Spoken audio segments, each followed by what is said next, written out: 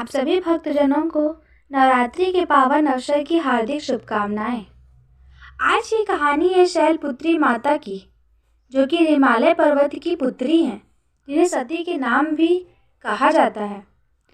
माना जाता है कि नवरात्रि के 9 दिन भक्ति और साधना के लिए बहुत ही पवित्र होते हैं, इसलिए इसके पहले दिन शैलपुत्री की पूजा की जाती है।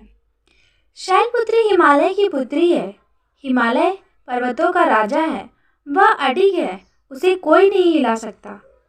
जब हम भक्ति का रास्ता चुनते हैं तो हमारे मन में भी भगवान के लिए इसी तरह का अडिग विश्वास होना चाहिए, तभी हम अपने लक्ष्य तक पहुंच सकते हैं। यही कारण है कि नवरात्रि के पहले दिन शैलपुत्री की पूजा की जाती है। माँ शैलपुत्री की कहानी। माँ शैलपुत्री सती के नाम से भी जानी जाती हैं। इनकी कहानी इस प्रकार है। एक बार प्रजापति दक्ष ने यज्ञ कराने का फैसला किया। इसके लिए उन्होंने सभी देवी देवताओं को निमंत्रण भेज दिया, लेकिन भगवान शिव को नहीं भेजा। देवी सती भली भांति जानती थी कि उनके पास निमंत्रण आएगा, लेकिन ऐसा नहीं हुआ। वह उस यज्ञ में जाने के लिए बेचैन थी, लेकिन भगवान शिव ने मना कर दिया। उन्होंने कहा कि यज्ञ में जाने के लिए उनके पास कोई भी निमंत्रण नहीं आया है, इसलिए वहां जाना उचित नहीं है। सती नहीं मानी और बार बार यज्ञ में जाने का आग्रह करती रही। सती के ना मानने की वजह से शिव को उनको बात को मानना पड़ा और उन्हें अनुमति देनी पड़ी।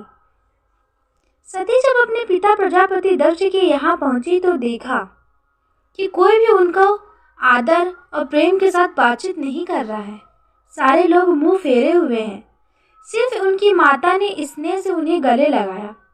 उनकी बाकी बहनें उनका उपहास उड़ा रही थी। सती के पति भगवान शिव का तिरस्कार कर रही थी। स्वयं दक्ष ने भी अपमान करने का मौका न छोड़ा। ऐसा व्यवहार देख सती दुखी हो गई। अपना और अपने पति का अपमान उनसे सहन न हुआ और फिर अगले ही पल उन्होंने वो कदम उठाया जिसकी कल्पना स्वयं दक्ष ने भी नहीं की होगी।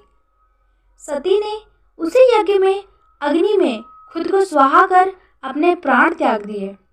भगवान शिव को जैसे ही इसके बारे में पता चला, वह अत्यंत ही गुस्से की ज्वाला में जलते हुए शिव ने उसी यज्ञ को ध्वस्त कर दिया।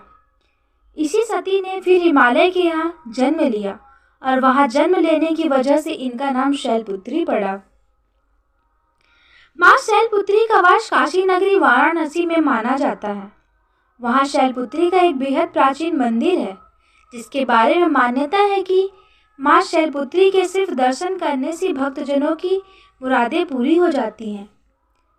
कहा तो यह भी जाता है कि नवरात्र के पहले दिन यानी प्रतिपदा को भी जो भी भक्त माँ शैलपुत्री का दर्शन करता है, उसके सारे वैवाहिक जीवन के कष्ट दूर हो जाते हैं। चूँकि माँ शैलपुत्री का वाहन वृषभ है, इसलिए उन्हें वृषारूढ़ा भी कहा जाता है। उनके बाएं हाथ में कमल और दाएं हाथ में त्रिशूल रहता है।